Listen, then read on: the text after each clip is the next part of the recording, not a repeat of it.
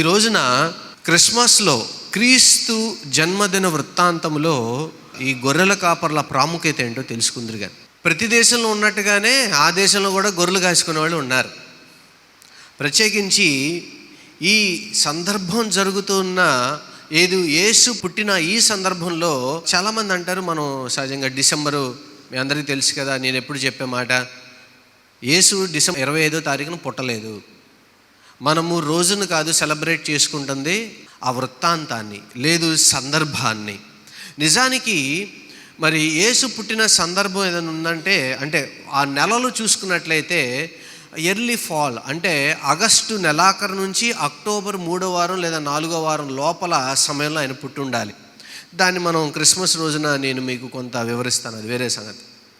అయితే ఈ గొర్రెల కాపర్లు కొద్దిగా మంచు పడుతూ అప్పుడప్పుడు ఆకురాలు కాలం జరుగుతూ ఉన్న సందర్భంలో వాళ్ళు ఏం చేశారంటే రాత్రిపూట మందను కాచుకుంటూ ఉన్నారట. మీకు గుర్తుందో లేదో, నేను 23వ కీర్తన చెప్పినప్పుడు మందను కాసే గొర్రెల కాపర్లు ఎలా ఉంటారు, ఎలా కాస్తారన్న విషయాన్ని మీకు క్షుణ్ణంగా వివరించాను. మీరు ఒకవేళ వినకపోతే ఆ ప్రసంగాన్ని యూట్యూబ్లోకి వెళ్ళి చూడండి. నా పేరో లేకపోతే మన్నాత ఫెయిత్ టెంపుల్ అని కొడితే కీర్తనలు 29 కీర్తనలు 30 కీర్తనల వరకు అక్కడ మీకు ప్రతి కీర్తన కనబడుతుంది, దాంట్లో మీరు వినొచ్చు. ఆ రోజున ప్రభువు జన్మించిన తర్వాత దూత, ఒక ఏంజిల్ వెళ్ళింది వాళ్ళ దగ్గరికి. వెళ్ళంగానే ఎప్పుడైతే దేవదూత వాళ్ళ దగ్గరికి వెళ్ళిందో, మనం అక్కడ తర్వాత వచనంలో చూస్తాం, 9వ వచనంలో ఒక మహిమ, ఒక వెలుగు అక్కడ ప్రకాశించిందంట. చీకటిగా ఉన్నప్పుడు చీకటిగా ఉండాలి, కానీ ఉన్నట్టుండి వెలుతురు వస్తే ఎవరైనా సహజంగా తిరిగి చూస్తాం, లేదా ఏం జరుగుతుందని మనం ఆలోచన చేస్తాం, అంతే కదా, అంతేనా? లేకపోతే వెలుగు వస్తూ ఉంటుంది, పోతూ ఉంటుంది, రాత్రిలాగా వెలుగని ఊరుకోం కదా. మొత్తానికి వారు ఊహించనంత ప్రకాశమానమైన వెలుగు అక్కడ వచ్చింది. అది ఎంత దూరం ప్రకాశించిందో ఏమిటో అది కథా కమమిషి తర్వాత సంగతి. అప్పుడు ఎప్పుడైతే వచ్చిందో వెంటనే అది ఏదో చిన్న లాంతర్ లాంటిది కాదు, కానీ ఎక్కువ వెలుగు వచ్చేపాటికి వాళ్ళు ఏమయ్యారంట, భయపడ్డారంట. అయితే దేవదూత వాళ్ళు చెప్తుంది, భయపడకుడి, ఇదిగో ప్రజలందరికీ ఒక శుభవర్తమానమును నేను మీకు తెలియజేస్తా ఉన్నాను. ప్రజలందరికీ తెలియజేస్తుందంట, కానీ ఎవరికి చెప్తుంది ఇక్కడ? ఎప్పుడన్నా మీరు వాక్యం చదివితే భలే విచిత్రంగా ఉంటుంది. ప్రజలందరికీ కలగబోహు మహా సంతోషమైన సువర్తమానము ఇప్పుడు ఎవరు చెప్తున్నారంట? నేను మీకు తెలియజేస్తున్నా. ప్రజలందరికీ మంచి వార్తే, అలాగే మీకు కూడా. ఎందుకని యేసు జన్మదిన వృత్తాంతంలో కాపరులను ప్రత్యేకంగా ఎంచుకున్నారు? ప్రశ్న. ఆ ప్రశ్నకి సమాధానం ఎప్పుడు చూద్దాం. మీరు యోహాను సువార్త 10వ అధ్యాయము 11 నుంచి 18 వచనాల్లో ప్రాముఖ్యంగా ఒక వచనంలో మనం చూస్తాం, నేను గొర్రెలకు మంచి కాపరిని. ఆయన గూర్చి ఆయన చెప్పుకుంటూ, నేను గొర్రెలకు మంచి కాపరిని. సరే, గొర్రెలకు మంచి కాపరి అయిన ఈయన పుట్టుకలో ముందు ఎవరికి తెలియాలి మరి వర్తమానం? ఆ గొర్రెల కాపర్లకే చెప్పాలి కదా, రైట్? సందర్భం కలిసింది కదా, సబబే కదా. ఆయన నేను గొర్రెలకు మంచి కాపరిని అని చెప్పుకున్నాడు కాబట్టి, అటువంటి మంచి కాపరి, ఆ కాపరి పుట్టగానే తెలియాల్సింది ముందు ఎవరికి? ఆ గొర్రెల కాపర్లకే. అసలు ఈ వర్తమానమును ప్రకటించడానికి మరి గొర్రెల కాపర్లను ఎందుకు ఎంచుకున్నాడు దేవుడు? ఇది అత్యంత ప్రాముఖ్యమైన సందర్భం. మీ అందరికీ తెలిసింది, మరలే జ్ఞాపకం చేస్తాను. అదేంటంటే, దేవునికి ఎవరు ఏంటనేది లెక్కలేదు.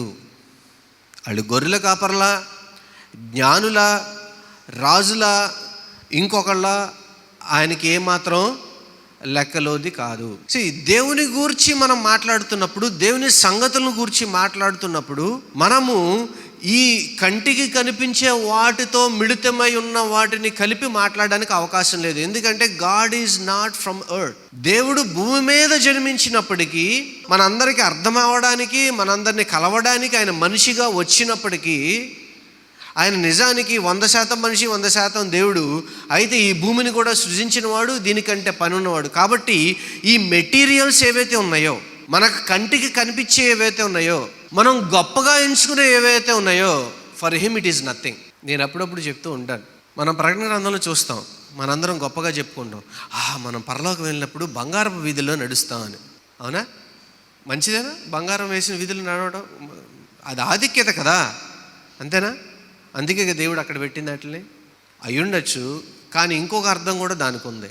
ఏంటంటే నేను ఎలా అర్థం చేసుకుంటున్నానంటే, బంగారం నీకు ఎక్కువ కావచ్చు, కాకపోతే నేను దాంట్లో రోడ్లు వేస్తా. For me it is nothing. నీకు బంగారం ఎక్కువ కావచ్చు, కానీ నా దృష్టిలో అది, దేవుడు చెప్తున్నాడు, నా దృష్టిలో అది నీకు రోడ్లు వేస్తానికి ఉపయోగిస్తానని చెప్తున్నాడు.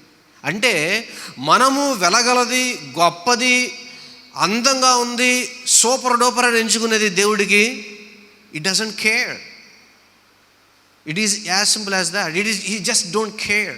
అందం, చందం, ఎత్తు, పొడుగు, లావు, చదువు సంజలు, రాజులు, అసలు నిజానికి ప్రభువారు తనకు తానుగా పుట్టాలని కోరుకున్నట్లయితే రాజుల కుటుంబంలో రాజుగా ఎందుకు పుట్టలేడు? పుట్టగలడు. ఏమీ లేనివాడులాగా వచ్చి ఏ పాకలోనో లేకపోతే చిన్న తొట్టిలో పడుకోవాల్సిన అవసరం ఆయనకి ఏముంది? చిరిగిన బట్టలో పేదరికంలో పుట్టవలసిన అవసరం ఏముంది? చేత్తో పని చేయాల్సిన అవసరం ఏముంది కదా? దేవుడు గొర్రెల కాపర్లకు తన పుట్టుకను గురించి మొదలుగా తెలియజేయడానికి గల ప్రాముఖ్యమైన మొదటి కారణం ఏంటంటే, ఆయన అందరినీ ఇర్రెస్పెక్టివ్ ఆఫ్ దేర్ స్టేచర్, వాళ్ళు ఎటువంటి వారు, ఏ స్థాయిలో ఉన్నవారని కాకుండా అందరినీ సమానంగా, ప్రత్యేకించి ఈ లోకము తక్కువగా ఎంచేవారిని, చేదరించుకునేవారిని, పనికిరానని పక్కన పడేసేవాళ్ళని దేవుడు నేను పట్టించుకుంటున్నానని చెప్పడానికి ఈ ఘనకార్యాన్ని చేయడం జరిగింది. హల్లెలూయా. నా బాగా గుర్తు, మాకేమీ లేనప్పుడు ఎవరు దగ్గర లేరు. వాళ్ళు కష్టజీవులే, మేము కష్టజీవులమే. ఈరోజు లేదని మాకు పెడితే రేపు వాళ్ళకు ఉండకపోవచ్చు. వీ అండర్స్టాండ్, అది మేము అర్థం చేసుకోగలం. కానీ దేవుడు అలా చూడడే. మనం మనిషిని చూస్తే ఒక క్యాలిక్యులేషన్ ఉంటుంది, ఒక కొలబొద్ద ఉంటుంది, ఒక కొలమానం ఉంటుంది. వాళ్ళతో మాట్లాడాలా వద్దా, వాళ్ళ దగ్గర తీయాలా వద్దా, లేదా ఇంకోటి చేయాలా వద్దా అనేది మనం లెక్కలేసుకుంటాం. But God doesn't do that. He never does that. రెండోది ఏంటంటే, ఆయన మరి ప్రవచనాల నెరవేర్పు కోసం మొట్టమొదటిగా మరి గొర్రెల కాపరి చెప్పడం జరిగింది. దావీదు వంశావళి నుంచి రక్షకుడు వస్తాడు, అవునా? మరి దావీదు రాజు కాకముందు ఏంటంటే, ఇక్కడ ఒక మీరందరూ అనుకునే ఒక కొంత ఓవర్లుక్ చేసే, పొరపాటుగా ఆలోచన చేసే ఒక విషయం చెప్తా. అదేంటంటే, దావీదుని లెక్కలేనందువల్ల తండ్రి గొర్రెలు కాయడానికి పంపించలా. లెక్కలేనోడు, ఎవరో పట్టించుకోలేదు, దేవుడు పట్టించుకున్నాడు, అభిషేకించాడు, కాదు. అయితే అయి ఉండొచ్చేమో కానీ ఒక విషయం మీరు మర్చిపోతున్నారు. అదేంటంటే, చాలామంది తెలియని విషయం చెప్తా. యోధుల ఆచారం ప్రకారము ఇంటిలో చిన్నవాళ్ళు ఎవరైతే ఉన్నారో వాళ్ళు గొర్రెలు గాయడానికి వెళ్ళాలి. మీకు అర్థమవుతుందా? అంటే ఒక 10 మంది సంతానం ఉన్నారనుకోండి, పెద్ద కుమారుడు పుట్టగానే కొంత వయసు రాగానే తను గొర్రెలు కాయడానికి వెళ్తాడు. తన వయసు పెరిగి మరలా చిన్న కుమారుడు గొర్రెలు కాసే వయసు రాగానే ఇప్పుడు ఎవరు వెళ్తారు? పెద్ద కుమారుడు వెళ్ళడు, రెండో కుమారుడు వెళ్తాడు. వాళ్ళకున్న మందాన్ని బట్టి, సైజుని బట్టి, వ్యవహారాన్ని బట్టి వెళ్తే ఇద్దరు వెళ్తారు, లేకపోతే ప్రధానంగా చూడవలసింది ఎవరో చిన్నవాడు. అట్లా స్టెప్ బై స్టెప్ చూస్తే ఇంట్లో ఉన్న వాళ్ళందరూ గొర్రెలు కాయాల్సిందే. మీకు అర్థమవుతుందా? అలా దావీదు గొర్రెల కాపరి స్థానము నుంచి ఆయన రాజు అయ్యాడు కదా. అటువంటి దావీదు వంశావళి నుంచి వచ్చే రాజు మరి వచ్చినప్పుడు మొదలుగా ఎవరికి చెప్పాలి చెప్పండి? గొర్రెల కాపర్లకే చెప్పాలి. ఎందుకంటే దావీదు యొక్క స్థానం అక్కడి నుంచే ఆరంభమైంది కాబట్టి వారిని కూడా ప్రధానంగా దేవుడు అక్కడ వారిని జ్ఞాపకం చేసుకోవడం జరిగింది. ఆ తర్వాత మూడవ ప్రధానమైన విషయం ఏంటంటే, దేవుడు తన వర్తమానమును సమాజములోనికి పంపించడానికి వీరిని వాడుకున్నాడు అనేది కూడా ప్రాముఖ్యమైన అంశంగా చూస్తాం. నేను దాన్ని చెప్తాను, చివరికి వచ్చినప్పుడు మరింతగా మీకు ఎక్స్ప్లెయిన్ చేస్తాను. అయితే దూత వచ్చింది, వెంటనే వచ్చి ఏం చెప్పింది? జనులందరికీ వర్తమానము, కానీ మీకు మాత్రం చెప్తున్నా. అదే కదా రాసింది అక్కడ, జనులందరికీ కలగబోవు మహాస్వర్తమానము మీకు తెలియజేయనిదేమనగా. జనులందరికీ మంచి వార్త అయినప్పుడు వీళ్ళకి మాత్రమే ఎందుకు చెప్తున్నాడు? వాళ్ళు గొర్రెల కాపర్లే కానీ they are very smart people, మంచి స్మార్ట్ పీపుల్ వాళ్ళు. ఓకే, కిందకి వెళ్దాం, ఎందుకో చెప్తా అది కూడా. దావీదు పట్టణమందు నేడు రక్షకుడు మీ కొరకు పుట్టి అన్నాడు, ఈయన ప్రభు అయిన క్రీస్తు. దానికి మీకు ఇదే ఆనవాలు, ఆయన పొత్తిగుడ్డలతో చుట్టబడి ఒక తొట్టులో పడుకొని ఉంటారని చెప్పి మొత్తానికి ఆ వర్తమానాన్ని చెప్పింది. ఆ తర్వాత 2వ అధ్యాయము 16 నుంచి 20వ వచనం వరకు చూసినప్పుడు, త్వరగా వెళ్ళి మరియను యోసేపును తొట్టిలో పండుకొని ఉన్న శిశువును చూచిరి. వారు చూచి ఈ శిశువును గూర్చి తమతో చెప్పబడిన మాటలు ప్రచురము చేసిరి. దేవుడు గొర్రెల కాపరులను ఎంచుకున్న ప్రాముఖ్యమైన కారణము, జనులకు కలగవలసిన స్వర్తమానమును వాళ్ళకి తెలియజేసిన కారణం ఏంటంటే, 17వ వచనంలో మనం చూస్తూ ఉన్నాం. వారు చూచి ఆ శిశువును గూర్చి ఏం చేశారంట? ఎవరికి ప్రచురం చేశారు? గొర్రెలకా? జనులకు ప్రచురం చేశారట. నేను ఇంటింటికి తిరగను అని ఎందుకు అన్నానంటే, ఆ ఉద్యోగం నేను ఎప్పుడు చేసున్నా, ఇప్పుడు చేయడానికి సిద్ధమే, ఎప్పుడు చేయడానికి సిద్ధమే, దాంట్లో నాకేం సిగ్గు లేదు, ఏమీ లేదు. ఇప్పుడు గొర్రెల కాపరులు ఎవరో తెలుసా? నా నుంచి మీ దాకా మీరందరూ బయట జనులకు సువర్తమానమును తెలియచేయాలి. కానీ ఎంచుకున్న కాపరులు కొంతమందే. జనులందరికీ సువర్తమానం దేవదూతలు చెప్పగలవా? చెప్పచ్చు కదా, ఈజీ అయిపోయేది కదా. కానీ ఆ ఉద్యోగం మాత్రం ఎవరికి ఇచ్చినాయి? ఇప్పుడు ఇందాక నేనేం చెప్పాను? గొర్రెల కాపర్లు ఇంట్లో చిన్నాళ్ళు అన్నా కదా. చిన్నాళ్ళు వయసు ఉంటుంది సుమారుగా 20 నుంచి 25-30 సంవత్సరాల లోపల ఉంటారు కదా, అంతే కుర్రాళ్ళు అనమాట. ఈ టీనేజ్ బాయ్స్ ఇక్కడ నుంచి, లేకపోతే అప్పుడే కాస్త టీనేజ్ క్రాస్ అయ్యి కాస్త 20లో పడిలో పడిన వాళ్ళు కుర్రాళ్ళు అయి ఉంటారు. మొత్తానికి వాళ్ళకి ఈ పని అప్పు చెప్పింది. సహజంగా మనమేమో అనుకుంటా అంటే గొర్రెల కాపర్లు అంటే ముసలి గడ్డలు వేసుకొని, వదులు జుట్లు లేదా బట్టలు వేసుకొని, ముసుగు వేసుకొని, కర్ర పట్టుకొని ఉంటారు. అట్లా ఏమి అన్నిసార్లు ఊహించుకొని అక్కర్లేదు. యవ్వనస్తులకి దేవుడు ఒక ప్రాముఖ్యమైన అవకాశాన్ని, పాత్రను పోషించడానికి అప్పగించాడు. అదేంటంటే, మీరు వెళ్ళి జనులకు, గొర్రెలు కాసేదేమో బెత్లెహేము టౌన్ బయట, ఇప్పుడు వీళ్ళు ఎక్కడికి వెళ్ళాలి? సువర్తమానం ప్రకటించడానికి. వర్తమానం ఊళ్ళోకి వెళ్ళాలి. ఆ గొర్రెలు ఏమైపోయినాయో తెలియదు, ఆ ఎక్కడికి వెళ్ళినాయో తెలియదు, వాటిని ఎవరు కాస్తున్నారో తెలియదు. కానీ వీళ్ళు మాత్రం మరి పుట్టిన ప్రభువును చూసి, రక్షకుని చూసి, మెస్సయాను చూసి ఈ వర్తమానమును ప్రకటించడానికి బెత్లెహేము ఊళ్ళోకి వెళ్ళారు. సంతోషంగా మేము మెస్సయాను చూసాము, మేము రక్షకుని చూసాము అని చెప్పి అర్ధరాత్రి పూటో తెల్లారుజామునో తెల్లారిన తర్వాత వీధి పరిగెట్టో తిరిగో మొత్తానికి వాళ్ళందరికీ చెప్పడం ప్రారంభించారు. ఇప్పుడు గొర్రెల కాపరులు ఎవరు? మీరే. ఈ వర్తమానమును ప్రకటించవలసింది మీరే. దేవుడు మిమ్మల్ని ఎంచుకొని మీకు రక్షణనిచ్చి, మీకు కావాల్సిన దీవెనలను వగైరా వాటన్నిటిని సమయానుకూలంగా అందజేసి, మీకు ఆ సేఫ్టీని ఇచ్చి, మీకు మీ కుటుంబాలకు, లేదు ఆయన తన కృపతోనూ ప్రేమతోనూ మీకు కావలసిన వాటన్నిటిని సమకూర్చిన కారణం ఏంటో తెలుసా? ఇప్పుడు మీరు వెళ్ళి బెత్లెహేములోనికి, మీ ఊళ్ళల్లోనికి, మీకు అపార్ట్మెంట్లోనికి, మీ పక్కింటి వాళ్ళ దగ్గరికి, మీ సందులకి, మీ టౌన్స్లోనికి మీరు వెళ్ళి మీరు సువార్త ప్రకటించవలసింది. మీరు ఏ దేవుణ్ణైతే చూశారో, ఏ ప్రభువునైతే మీరు రుచి చూశారో, ఎవరి దగ్గర అయితే మీరు రక్షణ పొందుకున్నారో, ఎవరి కారణము చేత మీరు పాపము నుంచి విడిపించబడి పరిశుద్ధులుగా మారారో, ఆ ప్రభువుని, ఆ దేవుణ్ణి ఇప్పుడు మీరు ప్రకటించే సిద్ధులై ఉండాలి. మనకు సంబంధించి మీరు పొందుకున్న దాన్ని మీ దగ్గర పెట్టుకుని కూర్చోవద్దు.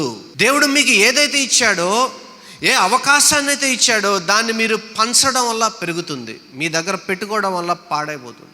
మీ జ్ఞానాన్ని పంచండి, మీ మాటకారితనాన్ని పంచండి, మీ దగ్గర డబ్బులు పంచండి. దేవుడు మీకు ఎక్కువ ఇచ్చినట్లయితే వాటిని ఇవ్వండి.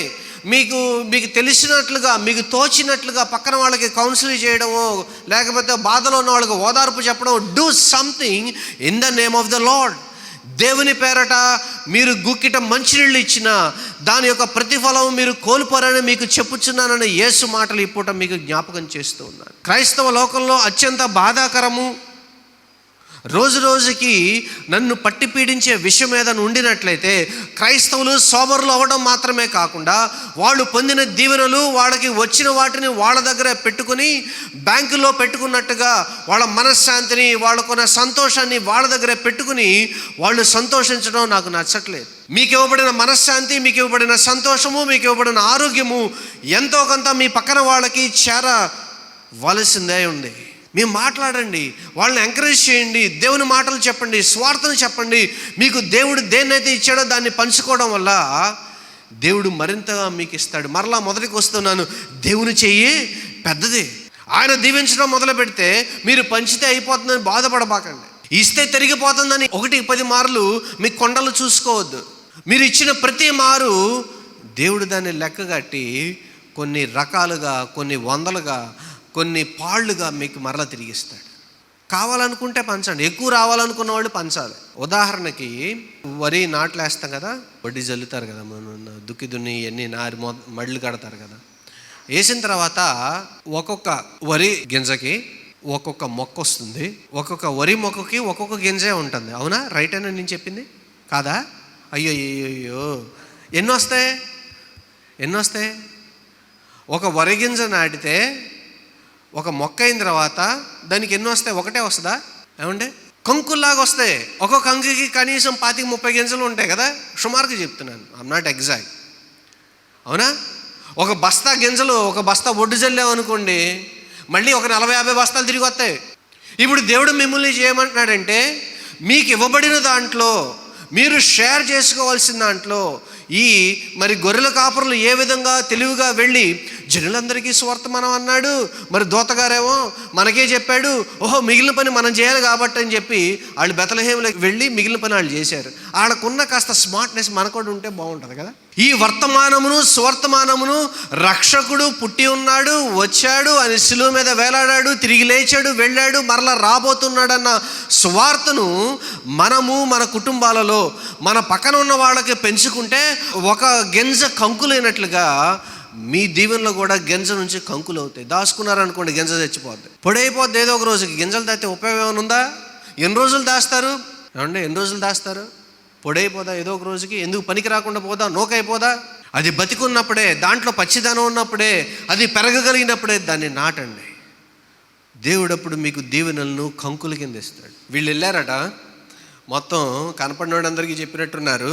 17వ వచనంలో మనం చూస్తాం, వారు చూచి ఈ శిశువును గూర్చి తమతో చెప్పబడిన మాటలు ప్రచురము చేసిరి. చెప్పందేది చెప్పలేదంట, చెప్పినయే చెప్పారు వాళ్ళు. దావీదు పట్టణమందు నేడు మీ కొరకు ఎవరు వచ్చారంట? ఒక రక్షకుడు పుట్టి ఉన్నాడు. ఆ దూత ఏం చెప్పాడో వీళ్ళు వెళ్ళి చూశారు. ఆ తర్వాత ఊళ్ళోకి వెళ్ళి అందరూ చెప్పడం ప్రారంభించారు. గొర్రెల కాపరులు తమతో చెప్పిన సంగతులను గూర్చి విన్న వారందరూ మిక్కిరి ఆశ్చర్యపడిరి. అయితే మరియు ఆ మాటలన్నీ తన హృదయములో తలపోసుకొనుచు భద్రం చేసుకొనెను. అంతటా ఆ గొర్రెల కాపరులు తమతో చెప్పబడినట్టుగా తాము విన్న వాటిని కన్న వాటిని గూర్చి దేవుని మహిమపరచుచు స్తోత్రము చేయుచు తిరిగి వెళ్ళిరి. వాళ్ళు జీవితాంతం గుర్తుపెట్టుకుంటారు.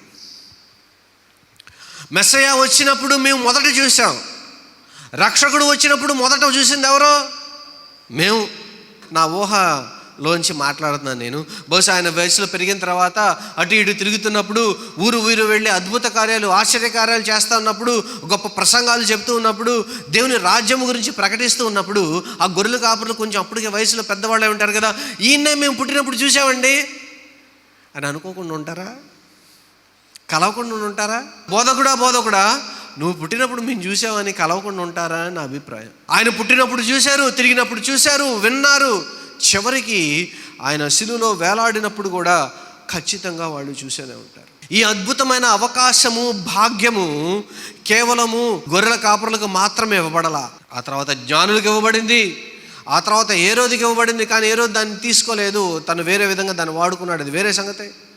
ఆ తర్వాత అక్కడి నుంచి అనేక మందికి ఆయన ఐగుప్తు వెళ్ళినప్పుడు, తిరిగి వెళ్ళి నజరేతులో ఉన్నప్పుడు అనేక మందికి అవకాశం ఇవ్వబడింది. తన సొంత ఇంటి వారు సైతము కొన్నిసార్లు ఆయన్ని గ్రహింపలేకపోయారన్న మాట ఎంతో బాధను కలిగిస్తుంది. మీరు నమ్మే ఈ దేవుడు, మీ విశ్వాసము కొంతమందికి అర్థం కాకపోవచ్చు. మీరు చేసే పనుల వల్ల, లేదు మీ ఉద్యోగాల వల్ల మీరు తక్కువగా ఎంచబడవచ్చు సొసైటీలో. కానీ నేను మీకు చెప్తూ ఉన్నాను, దేవుడు మిమ్మల్ని తక్కువగా ఎంచట్లా. ఒకరోజు నా పాస్టర్ గారు ఈ విధంగా సాక్ష్యం చెప్తూ ఉన్నారు. ఆయన ఒక పెద్ద మోతుబరి కుటుంబంలో నుంచి వచ్చారు, మంచి వ్యవసాయం, చాలా ఎకరాలు ఉండేది. ఆ తర్వాత ఆయన ఒక రోజున ఎంతో మదన పడుతూ ఉండగా, వ్యవసాయంలో జరుగుబాటు లేక అప్పులు పాలైపోయి కట్టలేక ఇబ్బంది పడుతూ ఉండగా, తన తండ్రి ఆత్మహత్య చేసుకున్న తర్వాత తను ఎంతో మదన పడుతూ ఉన్నాడు. తను కూడా కొన్ని సంవత్సరాల పాటు కుటుంబాన్ని నడిపించిన తర్వాత పొలాలకు సరిగ్గా లేక, అమ్ముడవక, ఏం చేయాలో తెలియక అప్పులు పాలైపోయి ఆత్మహత్య చేసుకుందాం అనే సందర్భంలో తన ఇంట్లో పాలేరు పని చేసుకునే ఒక వ్యక్తి, పాలు వెతకడానికి వచ్చిన వ్యక్తి ఆయన చెప్తాడు సువార్త చెబితే ఆ సువార్తను విని మరి దొంగచాటుగా కండువ కప్పుకొని ఎవరికి కనపడకుండా మందిరం దగ్గరలో మరి ఉంటే అక్కడికి వెళ్ళి కూర్చుని ఉంటాడు. సహజంగా పల్లెటూళ్ళలో మందిరాలు ఊరికి వెలుపులు ఉంటాయి కదా, అందరూ చూస్తారేమో అని చెప్పి దగ్గరే ఉన్న ఒక చెట్టు కింద కూర్చుని రోజు వింటూ ఉండేవాడట. అలా విని కొన్ని రోజులు అయిన తర్వాత మరి అనుకోకుండా ఆ పాస్టర్ గారిని కలవడం, ఆయన సువార్తను చెప్పగా వినడం, ఆయన ప్రసంగాలు వినడం, అప్పుడప్పుడు పాస్టర్ గారు వచ్చి కొన్ని రోజుల పాటు ఆయనతో కూర్చుని అలా అలా అలా అయిన తర్వాత ఒక రోజున మరి పాలేరు ఆయన దగ్గరకు వచ్చి చెప్తాడు, దేవుడు మిమ్మల్ని సేవకు వెళ్ళమని నాకు చెప్పాడు అంటాడు. దేవుడు మిమ్మల్ని సేవకు వెళ్ళమని చెప్తే ఆయనకు అర్థం కాదు, ఏం చెప్తున్నాడు ఈయన, సేవ ఏంటి, అసలు నేను భక్తే దొంగచాటుగా చేస్తున్నా కదా, దొంగతనంగా నేను వింటున్నా కదా, మరి ఇప్పుడు వెళ్ళి అందరి ముందు యేసు దేవుడు అని చెప్తే వీళ్ళందరూ నన్ను వెలేస్తారేమో, కులం వెలేస్తుందేమో, ఈ తలనొప్పి ఏంటి, పిల్లల పెళ్ళిళ్ళు అవుతాయి లేవదని మదన పడుతూ ఉన్నాడండి. చివరికి ఒక రోజున ధైర్యం చేసి వేరే ఊరికి వెళ్ళి అక్కడ వేరే పాస్టర్ గారి దగ్గరికి వెళ్ళి ఆయనతో మాట్లాడితే దేవుడు మిమ్మల్ని సేవ చేయమని చెప్తే సేవ చేయమన్నాడండి. చివరికి ఆయన దొంగజాడిగా ఆ ఊళ్ళో కాకుండా వేరే ఊళ్ళకి వెళ్ళి సేవ చేస్తూ ఉంటే ఆయన ఎక్కడికి వెళ్తే అక్కడ స్వార్థ చెప్తే అక్కడ ప్రజలు రక్షింపబడుతూ ఉన్నారు. చివరికి అనుకోకుండా ఆ ఊళ్ళో ఉన్న వాళ్ళకి, ఇంట్లో ఉన్న వాళ్ళకి కూడా తెలిసిపోయింది, ఈయన మారిపోయాడు, మొత్తానికి యేసుని దేవుడిగా అంగీకరించాడు. మనకు తెలుసు కదా ఎట్లా మాట్లాడతా, మతం మారిపోయాడు. చివరికి అనుకోకుండా ఆయన ఊళ్ళో నుంచి వెలేస్తే, కుటుంబం వాళ్ళు వెలేస్తే, తన ఆస్తులు పాస్తులు భార్యని బిడ్డలని అందరినీ వదులుకొని తిరిగి ఎక్కడో గోదావరి జిల్లాలో ఒక మూలకు వెళ్ళి పరిచయం చేస్తే సుమారుగా ఒక 1000 మందిని అక్కడ సంపాదించి 4 సంఘాలు పెట్టాడు. ఆయన ఆ రోజు ఆ ప్రసంగంలో ఆయన సాక్ష్యం చెప్తూ ఉండగా నేను విన్నా. అదేంటంటే నన్ను ఆకట్టుకున్న విషయం ఏంటంటే, ఆయనకు సువార్త చెప్పింది ఎవరంట, చదువుకున్నవాడు కాదు, గొప్ప వాళ్ళు కాదు. ఎవరు చెప్పారు, పాలు బిదుక్కునే పాలేరు చెప్పాడు. దేవుడు మనల్ని వాడుకుంటాడా? మనం గొప్పవాళ్ళం కాకపోవచ్చు, కానీ మనం చెప్పే సువార్తలో ఆ గొప్పతనం. మనం చదువులం కాకపోవచ్చు, మనం గొప్ప కులాల నుంచి లేదా డబ్బులున్న కుటుంబాల నుంచి రాకపోవచ్చు, కానీ విలువ ఎక్కడి నుంచి వస్తుందో తెలుసా? మనం ఏం చదివామో, మనం ఎంత డబ్బులు ఉన్నాయో అన్న దాన్ని బట్టి కాదు. అందుకని ముందే చెప్పే, దేవుడు బంగారాన్ని తీసుకెళ్ళి పరలోకంలో రోడ్ల కింద వేసేది పనికి మాలిందని. మనం గొప్పగా ఎంచుకున్న వాటిని ఆయన తక్కువగా ఎంచిన కారణం ఏంటంటే, he looks everybody equal, he treats everybody equal. అందరినీ ఒకే విధంగా దేవుడు సమతుల్యంగా ఆయన చూస్తాడనటంలో ఏ మాత్రం సందేహం లేదు. మనిషికి విలువ లేకపోవచ్చు, కానీ ఈ మనిషి చెప్పే మాట ఉంది చూసారా, స్వార్థ ఉంది చూసారా. గొర్రెల కాపరికి విలువ లేకపోవచ్చు, కానీ గొర్రెల కాపరులు చెప్పిన వార్త ఉంది చూసారా, నేడు మీ కొరకు రక్షకుడు, దానికి విలువ ఉంది. దేవుని బట్టే మనిషికి విలువ, దేవుడి సృష్టిని బట్టే మనిషికి విలువ. అంతేగాని మనిషిగా తను ఎప్పుడు ఏ విలువను సాధించలేడు, సంపాదించలేడు. దేవుడిచ్చిన జ్ఞానాన్ని బట్టి చదువుతాం, దేవుడిచ్చిన బంగారాన్ని కొంటాం, దేవుడిచ్చిన మెటీరియల్స్ని వాడి గొప్పవాళ్ళం అవుతాం. అంతేగాని మనంగా ఏమీ సృష్టించుకోలేం కదా. మనం ఏం చేయాలి? దేవుడు ఒక వెలుగును పంపించినప్పుడు, ఒక వార్తను పంపించినప్పుడు, we have to learn how to trust God's plan. దేవుని యొక్క ప్రణాళికను లేదు ఆలోచనను మనం అర్థం చేసుకుని దాన్ని గుడ్డిగా ఒక్కొక్కసారి నమ్మవలసిందే. నాది మేజర్ ఏంటంటే Christian apologetics. I'm the first graduate in laboured university in US. ఆ స్ట్రీమ్లో క్రిస్టియన్ PhD చేశాను నేను. అపాలజెటిక్స్ అంటే ఏంటి తెలుసా? తత్వశాస్త్రం. క్రిస్టియన్ అపాలజెటిక్స్ అంటే క్రైస్తవ తత్వశాస్త్రంలో నేను PhD చేశాను. ఇప్పుడు డాక్టరేట్ జరుగుతుంది నాది. ఎలా వాదించాలి అన్నది నాకు తెలుసు బాగా, కానీ నేనే చెప్తున్నా, దేవుడు కొన్ని వాటిని మనకి చెప్పి చేయమన్నప్పుడు గుడ్డిగా నమ్మడమే. దేవుని యొక్క ప్రణాళిక మీద మీరు నమ్మకం పెట్టుకోండి. ఆ రోజున గొర్రెల కాపర్లు ఏంటి అసలు ఇది నిజమేనా కాదా అని ఆలోచన చేయలే, వెంటనే అక్కడక్కడ పడేశారు. పరిగెట్టుకుంటా ఆయన ఎక్కడ పొరుండబెట్టాడో, యేసు ఎక్కడ ఉన్నాడో, ఏ తొట్టిలో పడుకోబెట్టారో ఆ పశువుల పాకలోనికి, ఆ సత్రంలోనికి పరిగెట్టుకుంటూ వెళ్ళారు. చూశారు, ఊళ్ళోకి వెళ్ళారు, చెప్పారు, మరలా వాళ్ళ పని వాళ్ళు చేసుకున్నారు. వాళ్ళ విలువ ఎక్కడి నుంచి ఎక్కడ వరకు దేవుడు తీసుకొచ్చాడు చూడండి. గొర్రెలు కాసుకునే వాళ్ళ దగ్గర నుంచి స్వార్థ ప్రకటన చేసే సేవకుల కింద దేవుడు వాళ్ళని మార్చాడు. దేవుని యొక్క పిలుపును, దేవుని యొక్క ప్రణాళికను మీరు అంటిపెట్టుకున్నట్లయితే దేవుడు ఒక స్థాయి నుంచి ఇంకొక స్థాయికి తీసుకెళ్తాడు. Share the good news. దేవుడు మిమ్మల్ని రక్షించిన విధము, మిమ్మల్ని ఏ విధంగా పిలిచాడో, ఏ విధంగా మిమ్మల్ని మరి కాపాడుతున్నాడో, జస్ట్ షేర్ ఇట్. అలా చేయడం వల్ల దేవుడికి మీరు విధేయతను చూపిస్తారని మర్చిపోవద్దు. ఇప్పుడు అంటున్నాను, మీరందరూ గొర్రెలు కాపర్లు. ఇక్కడ వెళ్ళి వార్తను ప్రకటించండి. ఈ సంఘము అభివృద్ధి పొందాలన్నా, దేవుని రాజ్యంలో క్రొత్త వారు పిలువబడాలన్నా, రావాలన్నా అది మీ పనే, నాతో పాటు మీ పని కూడా. అందరం కలిసి చేయవలసింది. ఇది అందరి బాధ్యత. నా బాధ్యతగా నేను చేయవలసిన పని చేశా ఇక్కడ. మీ అందరికీ తెలుసు. ఒకే విషయాన్ని 1-10 మార్లు చెప్పడం నాకు ఇష్టం లేదు. అలాగే మీరు చేయవలసిన బాధ్యత మీద ఉంది. మీరేం చేయాలి అది చేయండి. ఈ సంవత్సరం ఈ క్రిస్మస్లో ఒకళ్ళకన్నా సువార్తను ప్రకటించండి. ఇక్కడ నుంచి ఇంకో 15 రోజులు ఉంది. ఒకళ్ళకి సువార్త ప్రకటించండి. దేవుడిని నమ్ముకోండియా, దేవుడు మిమ్మల్ని రక్షిస్తాడు, మీ బాధలు పోగొడతాడు, లేకపోతే ఏదో మీరు ఏం చెప్పగలరో చెప్పండి. లేదు మీ బాధను దేవుడు మిమ్మల్ని ఎలా రక్షించాడో చెప్పండి. మీరు ఏ స్థాయి నుంచి ఏ స్థాయికి వచ్చారో చెప్పండి. Just share something about God. చేసిన తర్వాత మరలా మీరు నా దగ్గర రండి. మీకు ఏమనిపించింది మనసులో చెప్పండి. మీకు ఎంత తృప్తిగా ఉందో, మీ మనసులో ఎంత ఆనందంగా ఉందో మీరు గ్రహిస్తారు. దాన్ని వర్ణనాతీతం అండి అది. మీరు ఎప్పుడైతే దేవుని గురించి చెప్తారో దేవుడు మీలో నుంచి, మనం చూస్తాం సామెతలు 4:23 ఉంటుంది, మీ హృదయంలో నుంచి జీవదారులు బయలుదేరిన కనుక దాన్ని భద్రంగా కాపాడుకొనుము. మీరు చెప్పండి. మీరు చెప్తా ఉంటే దేవుడు మీకు సహాయం చేస్తాడు. దేవుని గురించి ప్రకటన చేయండి. దేవుని మాటకు విధేయతను చూపించండి. మీరు చేయవలసింది చేయండి. దేవుడు తన గుప్పిలిలో మిమ్మల్ని దీవించడానికి ఎప్పుడు సిద్ధంగానే ఉంటాడు. ప్రార్థన చేసుకుని ముగించుకుందాం. తండ్రి నీకు స్తోత్రములు నాయనా. గొర్రెల కాపరులను తలుచుకుంటే అదొక అద్భుతమైన సందర్భంగా మాకు తోస్తూ ఉంది. వాళ్ళు నీ మాటను విన్నారు, దూత ప్రకటించిందని నమ్మారు. నమ్మడం మాత్రమే కాకుండా దాన్ని విశ్వసించి నిన్ను చూడడానికి, పొత్తిళ్ళలో పొరిండబెట్టిన పసిబాలుడిగా ఉన్న నిన్ను చూడడానికి వచ్చారు. అలాగే ఆ తర్వాత ప్రభువా వాళ్ళు ఎంతో ఆనందంగా ఆ విషయాన్ని ప్రకటన చేశారు. వారి పాత్ర అక్కడితో ముగించినట్లుగా కనపడుతుంది. కానీ నాయన మీరు వారిని దీవించిన విధము అత్యద్భుతము నాయన. వారిని మీరు వాడుకున్న విధము అత్యద్భుతము తండ్రి. ఆ విధంగానే అటులే ప్రభువా మమ్మల్ని కూడా మీరు వాడుకొనమని వేడుకుంటూ ఉన్నాం. ఇక్కడ కూర్చున్న వారి నుంచి నాయన మీరు ఒక గొప్ప అద్భుత కార్యమును జరిగించమని వేడుకుంటూ ఉన్నాం. వారి జీవితాల్లో నాయన మీరు వారి జీవితాల్లో చేసిన కార్యమును వారు 10 మందికి ప్రకటించడానికి సహాయం చేయమని వేడుకుంటూ ఉన్నాం నాయన. నాయన వారు ప్రకటిస్తూ ఉండగా వారి మాటల్లో ప్రభువా, వారి మాటల ద్వారా వాళ్ళ కుటుంబంలోనూ వారి జీవితాల్లోనూ, అదేవిధంగా ఆ మాటలు వింటూ ఉన్న ప్రతి ఒక్కరి జీవితాల్లోనూ మార్పు చెందడానికి సహాయం చేయమని వేడుకుంటూ ఉన్నాం. సువార్తను వెత్తడానికి నీ ప్రజలైన వారిని వాడుకున్నాడు నాయన.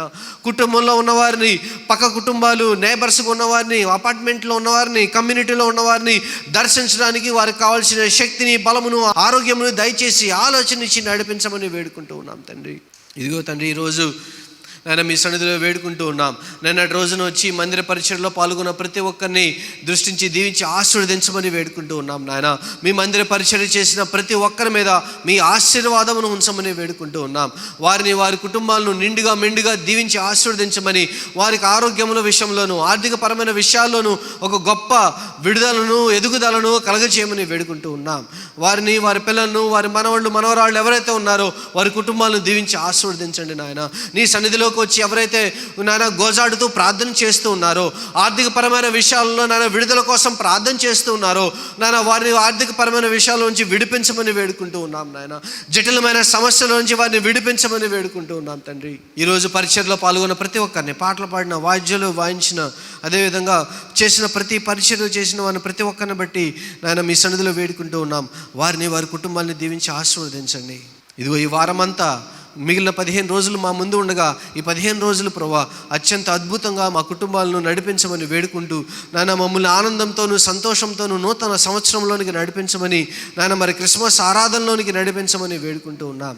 కూడా వచ్చిన ప్రతి ఒక్కరిని దీవించి ఆశీర్వదించమని, అర్పింపబడబోతున్న కానుకలను, దశమాంసములను, కృతజ్ఞత అర్పణలను దీవించి ఆశీర్వదించమని, అందరిలోనూ మీరు నడిపించమని వేడుకుంటూ ప్రభువా సమస్తమును మీ కృపా కటాక్షమునకు అప్పగించుకుంటూ యేసు దివ్యనామములో అడిగి వేడుకుంటూ ఉన్నాం తండ్రి. ఆమేన్. త్రియక దేవుని కృప, ప్రేమ, అన్యోన్య సహవాసము సదాకాలం మీకు తోడై ఉండి నడిపించును గాక. ఆమేన్.